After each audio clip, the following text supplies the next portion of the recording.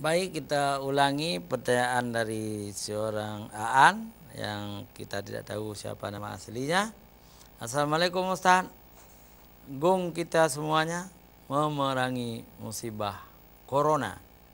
Namun kita lihat warga Aceh kurang mengindahkan larangan-larangan atau seruan dari Majelis Ulama. Bagaimana kita takut nanti kalau corona ini lebih terpapar di Aceh? Mohon penjelasan Ustaz. Baik Aan, memang situasi di Aceh dengan di Jakarta tentu beda ya.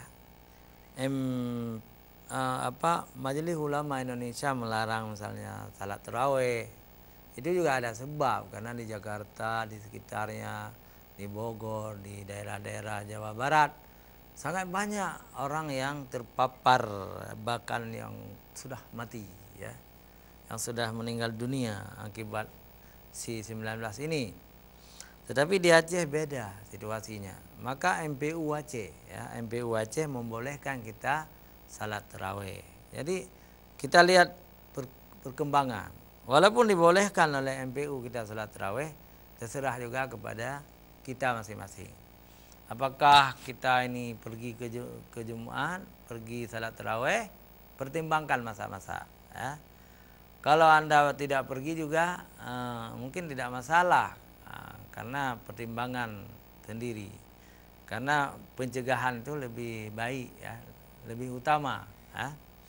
Tetapi kalau Anda tidak salat di rumah, pergi ke masjid, juga sesuai dengan MPU Aceh. Jadi dua-duanya silakan pilih ya. Demikian Aan dari Tengku Abi Husaini ya. Assalamualaikum Ustaz. Waalaikumsalam warahmatullahi wabarakatuh.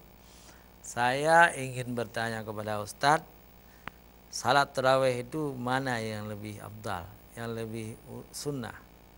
Apakah yang 8 atau yang 20 itu? Mohon penjelasannya. Baik Abi Husaini, jadi kita tidak masuk dalam khilafiyah Abi. Cuma kita anjurkan saja, salatlah tarawih itu dengan iman dan ihtisaban. Karena iman kita, karena mengharap ridha Allah. Yang salat tarawih 20 silakan, yang salat 8 silakan. Cuma kami mengimbau, kami ini bukan ulama, kami ini orang biasa ya. Kami mengimbau jangan gara-gara salat sunat ini terjadi pecah ukhuwah kita. Padahal kita sama-sama Islam, sama-sama mazhab Syafi'i, sama-sama orang Aceh. Cuma rakaat salat tarawih kita berbeda, sudah jadi permusuhan. Itu yang jangan ya. Di Aceh ini semua orang mazhab Syafi'i. Jadi walaupun mazhab Syafi'i, ada juga orang yang salat 8. Mungkin sumber-sumber ijtihad hukumnya berbeda ya. Mungkin orang-orang yang 8 itu mengambil sedikit dari Hambali ya. Yang paling penting adalah ukhuwah Islamiyah. Ukhuwah Islamiyah, persaudaraan Islam. Dawa-dawa. Jadi seperti pernah dikatakan oleh Pak Haji Dahlan, Pak Haji pimpinan Aceh TV ya. Iya, yang karu-karu kan yang hana semayang. Kata beliau. Yang karu-karu yang hana semayang, urang hana semayang hana karu-karu ya. Galak ke-8 kejap masjid 8, galak ke-20 kejap masjid 20.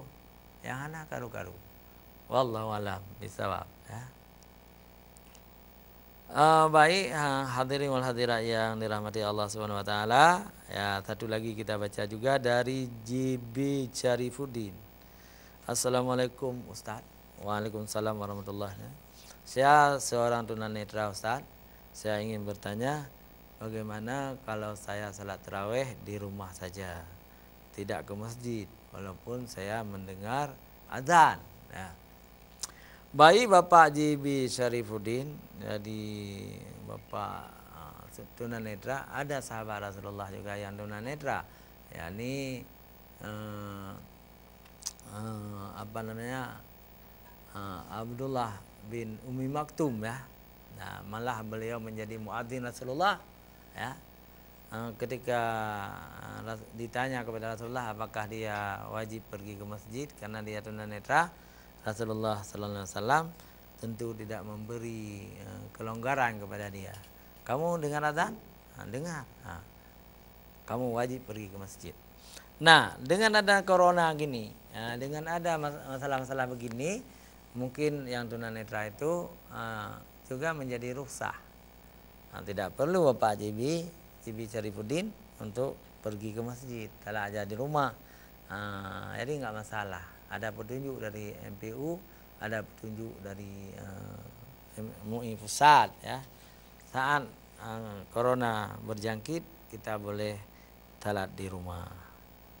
Baik pemirsa JTV yang dirahmati Allah, mungkin hanya sampai di sini pertemuan kita.